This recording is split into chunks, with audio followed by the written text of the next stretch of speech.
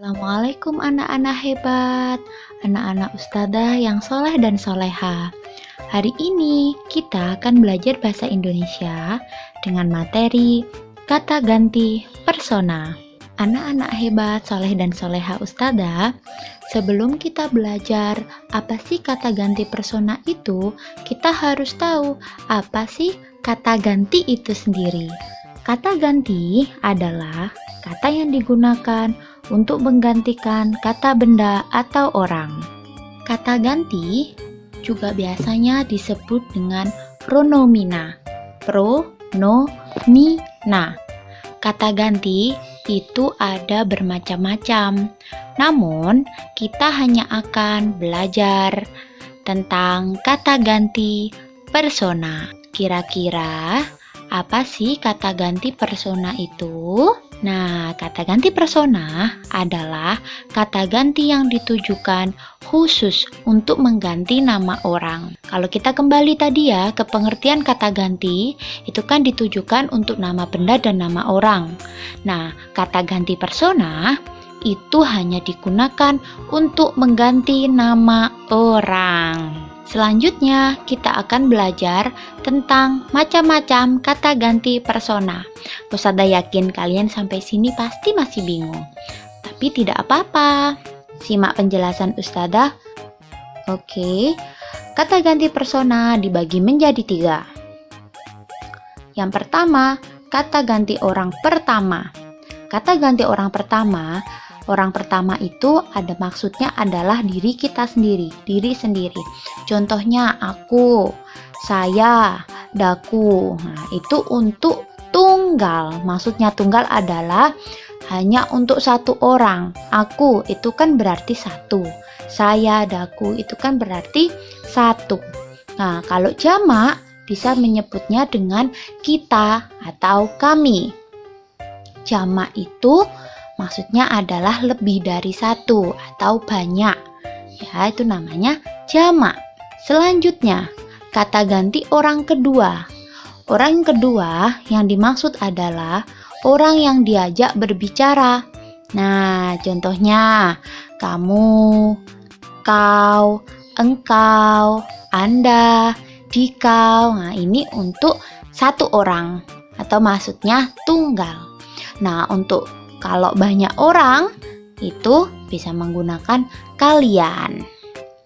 Yang ketiga adalah kata ganti ketiga. Orang yang dibicarakan. Kata ganti orang ketiga. Orang ketiga yang dimaksud adalah orang yang dibicarakan. Contohnya, dia, ia, beliau. Dan kalau banyak berarti mereka. Yang bingung? Maksud dari orang ketiga itu apa sih, Us? Nah, orang ketiga adalah orang yang dibicarakan. Misalnya, Ustadzah Febri sedang berbicara dengan Ustadz Firman. Nah, Ustadzah Febri dan Ustadz Firman sedang membicarakan Ustadzah Amel. Nah, Ustadzah Amel ini adalah orang ketiga. Orang ketiga bisa disebut dengan dia, ia, atau beliau. Itu kalau satu. Kalau jamak tadi mereka. Selanjutnya Ustadzah punya contoh kalimat yang menggunakan kata ganti persona. Kata ganti orang pertama adalah diri sendiri ya. Nah, seperti ini contohnya. Saya membeli sayuran di penjual sayur keliling.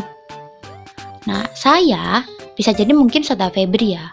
Ustadzah Febri membeli sayuran di penjual sayur keliling. Nah, kata Ustadzah Febri bisa diganti dengan saya. Karena Ustadzah Febri sendiri yang ngomong. Ustadzah Febri membeli sayuran di penjual sayur keliling loh. Nah, kata Ustadzah Febri bisa diganti dengan saya. Kemudian, aku selalu mencuci piringku sendiri. Dan yang ketiga, kita akan membuat donat bersama. Nah, saya, aku, kita, ini adalah kata ganti orang pertama. Diingat ya, kata saya, kata aku, kata kita, Kemudian tadi mungkin yang tidak ada di sini, kami. Nah, itu juga termasuk kata ganti orang pertama. Diingat ya. Selanjutnya, contoh kalimat untuk kata ganti orang kedua atau orang yang diajak berbicara. Yang pertama, apakah kamu sudah belajar persiapan PH Bahasa Indonesia?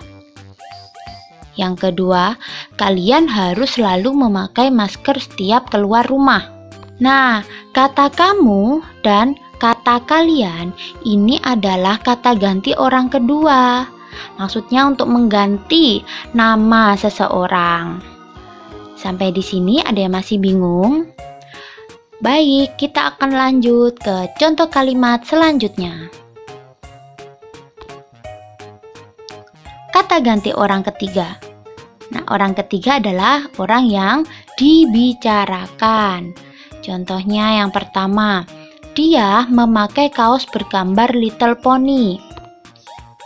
Yang kedua, ia selalu membaca buku di teras rumahnya. Beliau adalah salah satu pahlawan. Mereka mengikuti kelas online bahasa Inggris. Nah, dari keempat contoh ini, kata dia, ia, beliau, dan mereka termasuk kata ganti orang ketiga. Jadi, dia, ia, beliau, mereka. Ini sebenarnya seperti tadi digunakan untuk mengganti nama. Jadi nama seseorang atau nama beberapa orang agar lebih ringkas itu diganti dengan kata dia, ia, beliau, dan mereka. Itu fungsi dari kata ganti. Nah, Ustadzah punya contoh lagi. Jadi agar kalian lebih paham ya. Nanti dari 3 contoh kalimat ini kita ubah dengan menggunakan kata ganti. Contoh yang pertama, Lina adalah bunga desa di kampung kami. Karena selain cantik, Lina juga rajin dan suka menolong. Yang kedua, saya, Bella, Ria, dan Lia bermain petak umpet.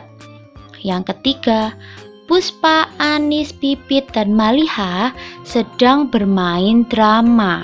Nah, coba sekarang kita preteli satu persatu contoh, kita ubah agar lebih ringkas dan lebih enak dibaca dengan menggunakan kata ganti. Oke, tadi contoh kalimat yang pertama.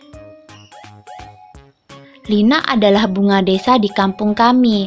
Karena selain cantik, Lina juga rajin dan suka menolong.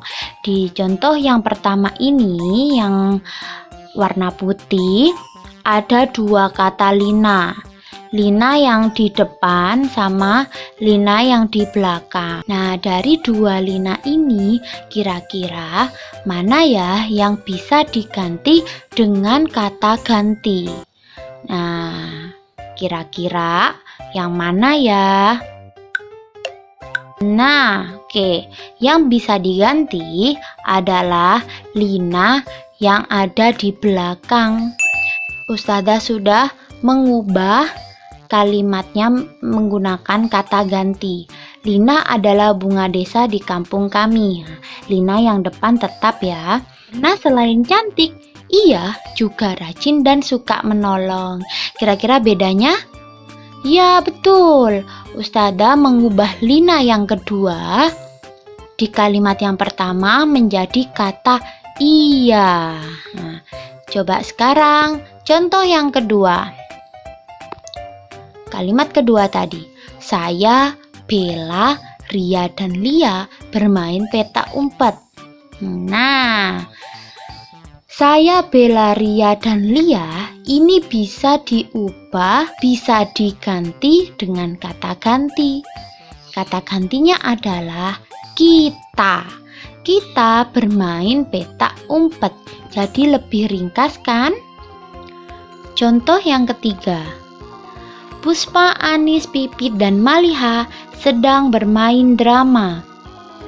Puspa, Anis, Pipit, dan Maliha, nama-nama orang ini bisa dirubah atau bisa diganti dengan kata ganti yang tepat, yaitu mereka. Mereka sedang bermain drama. Nah, begitu anak-anak. Sekian dari Ustazah. Terima kasih. Assalamualaikum warahmatullahi wabarakatuh.